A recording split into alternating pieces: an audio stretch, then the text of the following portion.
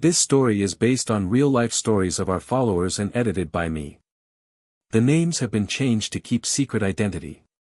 If you like this kind of content, don't forget to subscribe to our channel, like to support us and leave your thoughts about the story in the comments. Now, it is time to listen to today's story. They fought over my will while I was still alive. So, I gave it to someone who actually loved me. I heard them outside my hospital room already dividing up what they thought I'd leave behind. They never once asked if I was okay.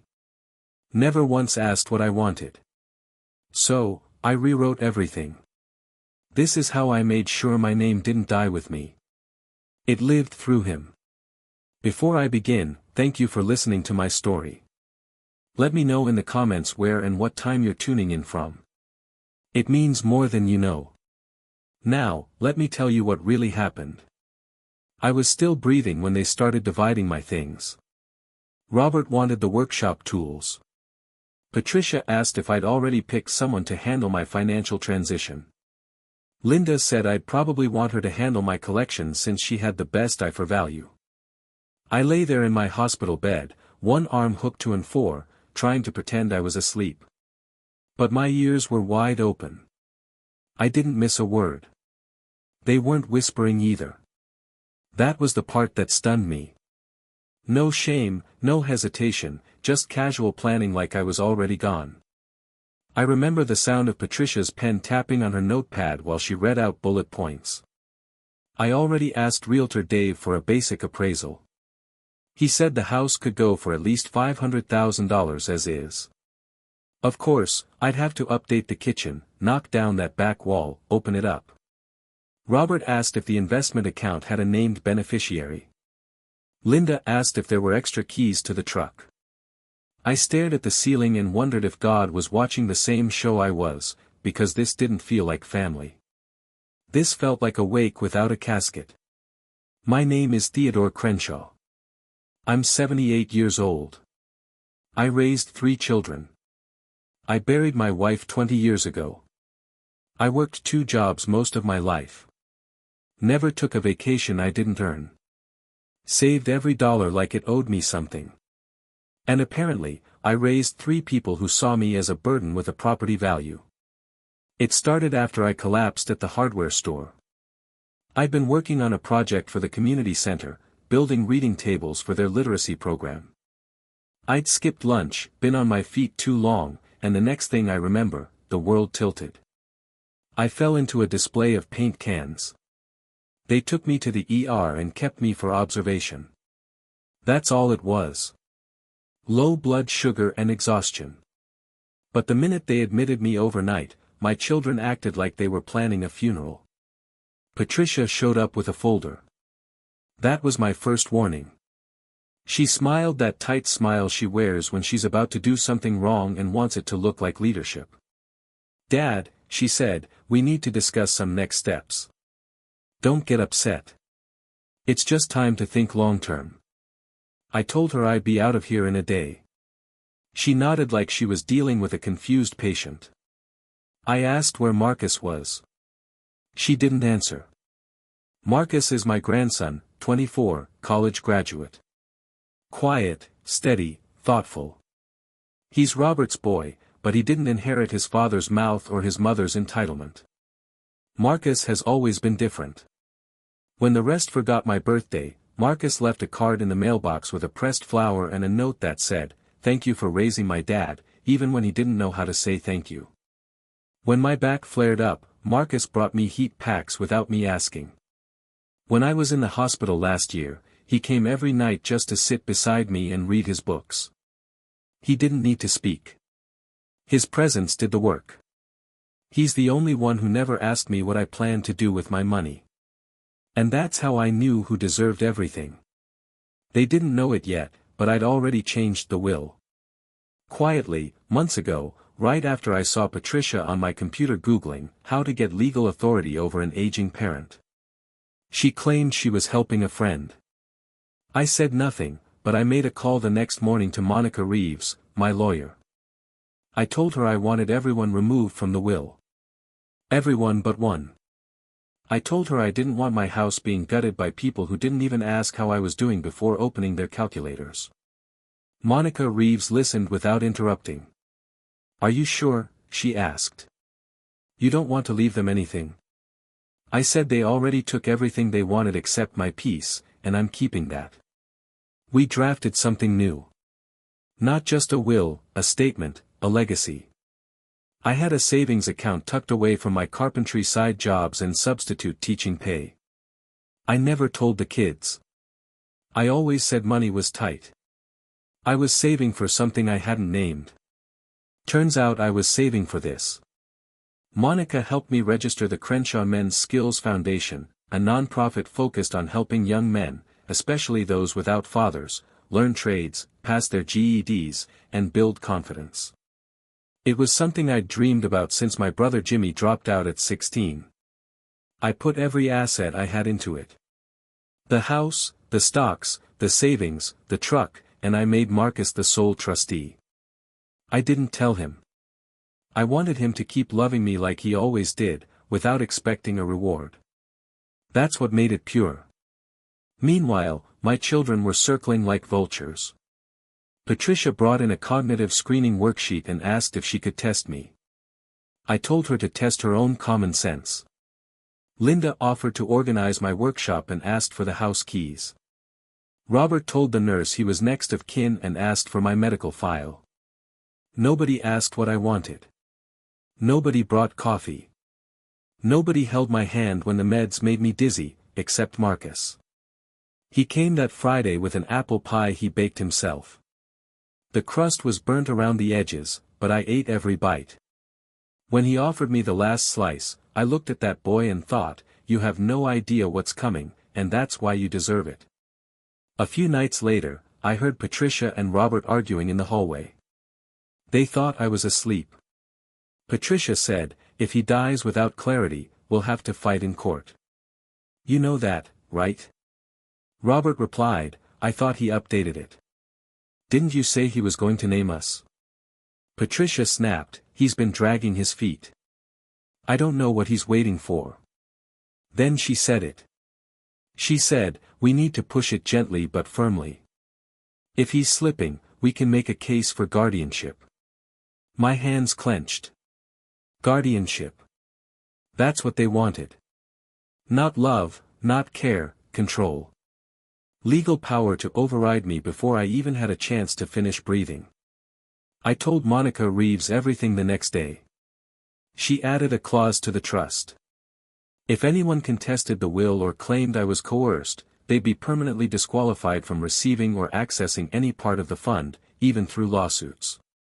It was airtight. I signed it with my whole name in clear ink in front of 2 witnesses. It happened on a Wednesday.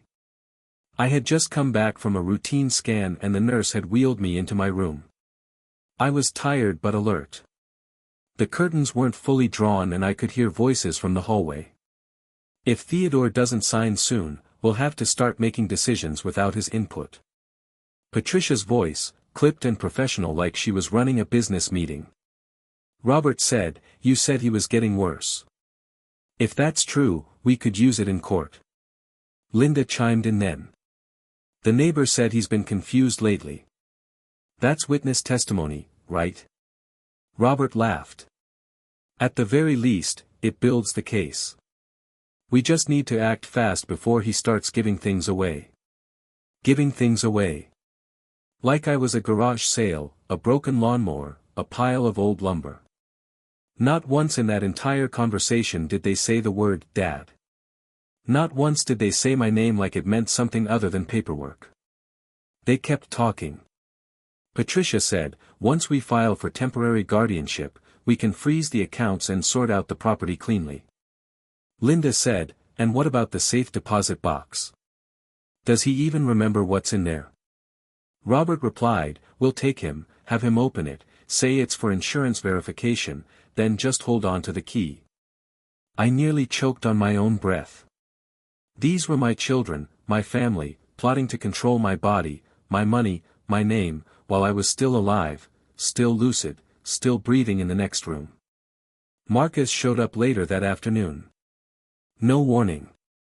Just walked in with a smile and a bag of donuts from the campus cafe. I thought you might want something sweet, he said. When I finally looked at him, I said, do you think I'm losing it? He frowned. What? I repeated the question. Do you think I'm confused? Slipping? Not myself. He shook his head. No, you're tired because they keep swarming you. You're not confused. You're just surrounded by people who want to make you think you are. That boy always saw through everything. He didn't ask why I looked shaken. Didn't press me. Just handed me the donut and said, you're still the sharpest person in the room. They're just mad they're not the ones holding the pen. The next morning, I called Monica Reeves. I told her everything, every word I heard, every detail. She was quiet for a while. Then she said, we can reinforce the will. Add language that explicitly blocks any party who contests the terms from receiving assent. I told her to do it. And I told her I wanted to write a statement, something personal to be read aloud when the will was opened. So I did. I wrote it that night in bed, the moonlight coming in through the blinds. I wrote every word slowly, carefully, without anger. I didn't want it to sound like revenge. I wanted it to sound like truth. I signed the will the following Thursday. Monica Reeves brought the full packet to the house herself. She laid everything out carefully on the kitchen table, each clause, each signature line, each witness form in its proper place. When we got to the part where it named Marcus as the sole trustee of the Crenshaw Men's Skills Foundation, I closed my eyes for a second and pictured his face. Thought about how his hands trembled when he handed me that burnt pie. Thought about how he never once asked what he'd be getting when I was gone. I opened my eyes, picked up the pen, and signed my full name. Theodore James Crenshaw. The air in the room felt lighter when I finished. The next day, they came. Patricia first, dressed like she was heading to a bank meeting. Navy blazer, pearls, clipboard. Robert showed up 30 minutes later in his pressed shirt and loafers. Linda arrived last with a store-bought cake and a forced smile. We thought we'd have a family meeting, Patricia said. To go over care options long-term. I listened without interrupting. Patricia cleared her throat and said, Dad, we think it's time you consider a more stable situation, something safer, less responsibility. You've done enough. You've earned rest. Robert added, we're happy to take care of all the financial logistics. All you have to do is agree. Linda smiled wide. This isn't about control. This is about love. I took a long sip of my coffee and looked at each of them one by one. Then I said, thank you for your thoughts, but everything's already been handled. Patricia blinked. What do you mean? I said it again. Handled. The house, the accounts, my care. All of it. Robert leaned forward. Wait, did you already name someone? I looked at him. Yes, I did. And it's not you. That's when Linda lost her smile. Patricia narrowed her eyes. Dad, what exactly did you do? I set my cup down and stood up. I don't stand for long these days, but I made sure to do it slow and steady. You'll find out when the lawyer calls. Robert scoffed. You made a mistake. I smiled at him. No, I made a choice. They didn't yell. Not then. They stood up quietly and left. Patricia forgot her clipboard on the chair. Linda left the cake behind. Robert didn't say goodbye. The will reading was held in Monica Reeves's office the following week. She called them all personally. I wanted them to show up. I wanted them to hear it from someone who wouldn't flinch when they started getting loud. Patricia, Robert, and Linda arrived dressed like it was a memorial service. Marcus showed up last, simple, polite, quiet as always. Jeans and a button-up, holding a notebook and a pen. He didn't know what this was about. All I had told him was, you should be there. So he came. Monica Reeves sat at the head of the table, calm as ever. "We're here to review the last will and testament of Theodore James Crenshaw," she said, "executed and witnessed under full legal compliance." She began to read. "To my daughter Patricia, my son Robert, and my daughter Linda, I leave you each the memory of the choices you made while I was alive. May they remind you what real value looks like." Linda gasped. Patricia's mouth fell open. Robert blinked like he hadn't heard it right. Monica Reeves didn't pause. She turned the page. "I hereby place all financial accounts, investment portfolios, safe deposit contents, and all personal property into the Crenshaw Men's Skills Foundation, a foundation created in my name to support the education and advancement of young men who have been denied opportunity." Linda's hand flew up. "Excuse me, what does that mean? Like, what's left for the family?" Monica Reeves looked at her and said, "Let me finish. The home at 847 Oak Street is hereby deeded to the foundation to be used as its physical headquarters and training site. The property may not be sold, rented, or transferred outside of the fund's mission." Patricia gripped the edge of the table. "That's my childhood home." Robert muttered, "This is a joke. This can't be real." Monica Reeves calmly turned to the final page. "The Crenshaw Men's Skills Foundation shall be directed by one trustee, Marcus Theodore Crenshaw. He shall have sole authority over fund disbursements, programming, staffing, and property management. This designation is final and not subject to legal challenge. Any individual who contests this decision shall forfeit all residual claim to the estate or foundation assets." Silence. Dead, humming silence. Then Patricia spoke. "He was manipulated. He wasn't in his right mind." Monica Reeves opened a sealed envelope. "He wrote a letter to be read aloud. He asked that it be delivered after the will was heard. She began, 'To my children, Patricia, Robert, and Linda. I heard you in the hallway. I heard you around my bed. I saw the forms you brought. I saw the way you looked at my things like they were prizes in a raffle. And I saw who didn't. I saw who came to sit quietly.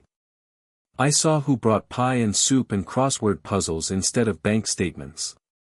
I saw who never asked what they were getting, only what I needed. To the three of you, I leave no material gifts. I tried to give you everything that mattered while I was alive. You refused it. You mocked it.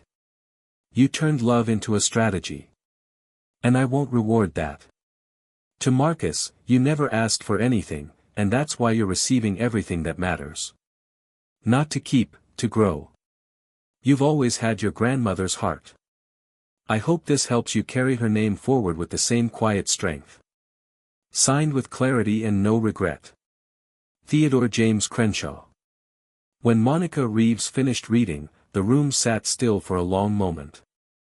Marcus didn't speak. His eyes were glassy, but his face held steady. Then Patricia exploded. "We're not letting this stand.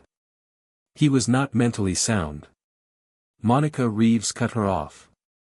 "Medical evaluations were done. Witnesses signed. And if you file a challenge, Clause 7B activates immediately. You won't even be allowed to mention his name in a financial claim." That was the moment Marcus stood. Just stood. No speech, no defense, no tears. He nodded once and left the room. They didn't follow. They couldn't. Marcus didn't come by for a few days after the will reading. I didn't blame him. I knew the weight of it had to settle in. Not the money, he wasn't thinking about that. He was thinking about the meaning, the responsibility, the pressure of being trusted with something bigger than himself. When he finally showed up, it was quiet. No announcement, no knocking, just the sound of the front door creaking open and his voice calling, "Grandpa." He sat across from me. No pie this time, no soup, just a silence thick with questions. "Why me?" he asked. I didn't answer right away. I looked at his hands folded on the table. Those same long fingers his grandmother had. The ones that never pointed blame, only held you steady. I set my cup down and said, because you never asked for anything. You just showed up. He blinked. But I didn't do anything special. You didn't have to, I said. You loved me while I was still breathing. They were waiting for the last breath. He lowered his head. I'm not ready to run a foundation. I reached across the table and placed my hand over his.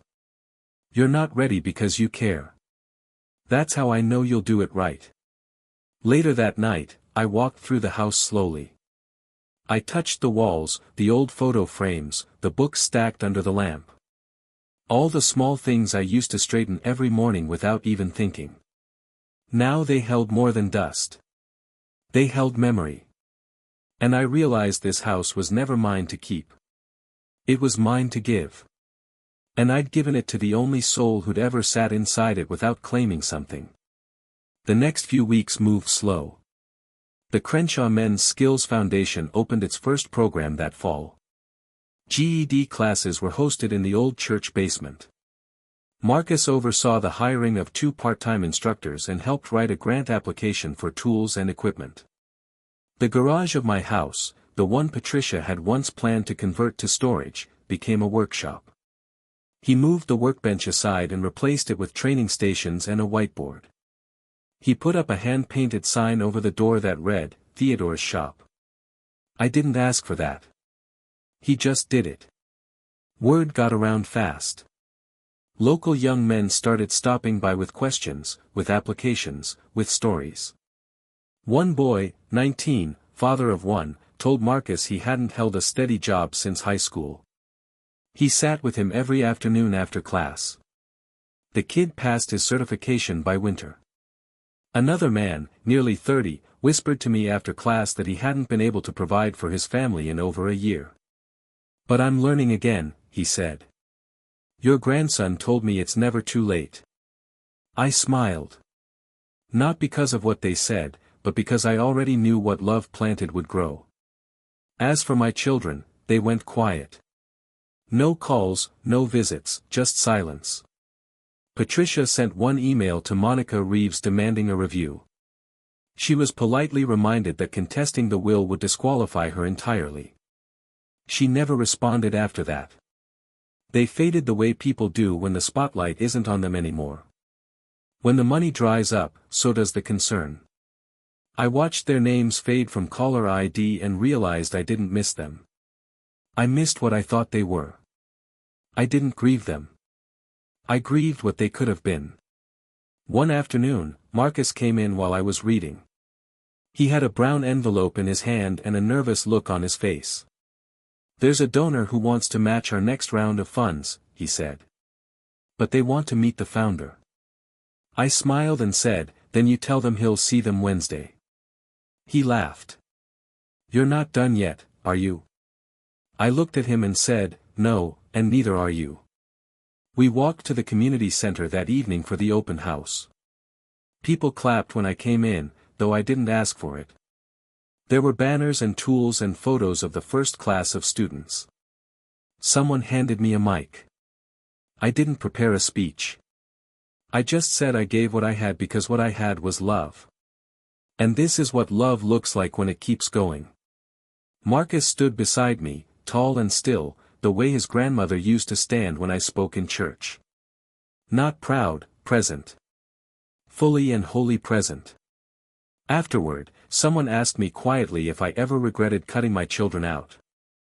I looked at her, a stranger with soft eyes and a notepad in her lap, and I said no. I didn't flinch. I didn't sigh. I said it the way I signed the will, with clarity and peace, because they fought over my will while I was still alive. And I gave it to someone who actually loved me while I still was. The foundation continues to operate today. It has served hundreds of students and expanded to multiple locations. But more than that, it has created a culture of investment in human potential that extends far beyond its walls. Love, it turns out, really does multiply. And sometimes, when you refuse to let blood define family, you discover that family can be bigger and stronger and more beautiful than you ever imagined. They fought over my will while I was still alive. So I gave it to someone who actually loved me. And in doing so, I learned what a will really is, not a document that divides possessions, but a decision that multiplies love. Thank you for listening. Hit the subscribe button if you want more stories like this.